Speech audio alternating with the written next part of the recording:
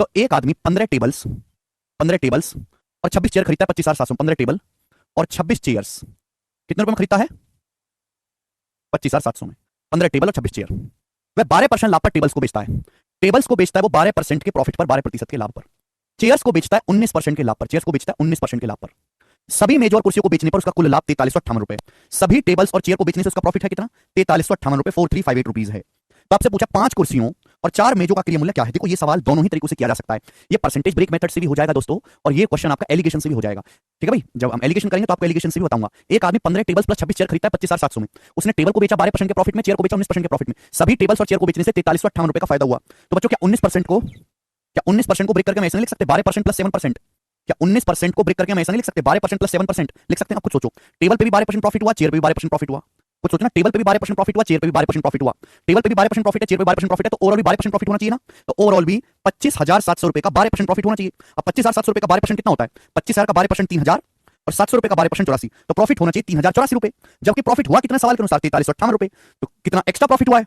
Minus करेंगे 4, 15 में 60 गया 7 और ये 2, 1274। ये 1274 रुपए एक्स्ट्रा प्रॉफिट हुआ है मेरे दोस्तों, एक्स्ट्रा प्रॉफिट। आप बोलोगे हाँ जी सर, ये एक्स्ट्रा प्रॉफिट क्यों हुआ है? क्यों ये एक्स्ट्रा प्रॉफिट हुआ है? तो आप कहोगे सर आपने 26 चेयर को 19% के लाभ पर बेचा है। इन 26 चेयर पे आपने 7% एक्स्ट्रा प्रॉफिट कमाया है। इन 26 चेयर्स पे आपने 7% एक्स्ट्रा प्रॉफिट कमाया है। तो 26 चेयर्स के प्राइस का 7% ही 1274 रुपए है। इन 26 चेयर्स के क्रिय मूल्य का 7% ही 1274 है। तो 1% कितना है? तो 1% आएगा 7 एकम 7, 7 8 56, 7 दूनी 14, 182। तो 100% की वैल्यू कितनी? 18,200 रुपए। यानी कि मैं कह सकता हूं कि 26 चेयर के सीपी का 100% 18,200 रुपए, कि 26 चेयर 18,200 रुपए की है।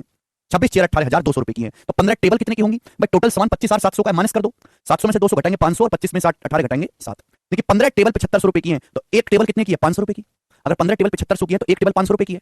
अगर 26 चेयर 18,200 रुपए की है तो एक चेयर कितने की है? 18,200 को 26 से भाग दें कितनी बार जाएगा? 700 बार। तो एक चेयर 700 रुपए की है। क्लियर? आपसे पूछा 5 चेयर और 4 टेबल का क्रिय मूल्य बताओ। एक चेयर 700 रुपए की है तो 5 चेयर कितने की होंगी? 3500 की, 3500 की प्लस। एक टेबल 500 रुपए की है तो 4 टेबल कितने की होंगी? 2,000 रुपए की। तो टोटल सामान आ गया 3500 प्लस 2,000, 5500 रुपए का। डी ऑप्शन आंसर है। यह है परसेंटेज ब्रेक मेथड।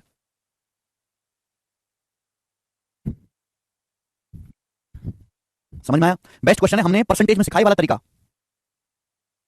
हमने परसेंटेज में सिखाया बच्चों ये वाला तरीका याद है किसी को? परसेंटेज ब्रेक मेथड, वहां पे सवाल हुआ था पॉपुलेशन वाला।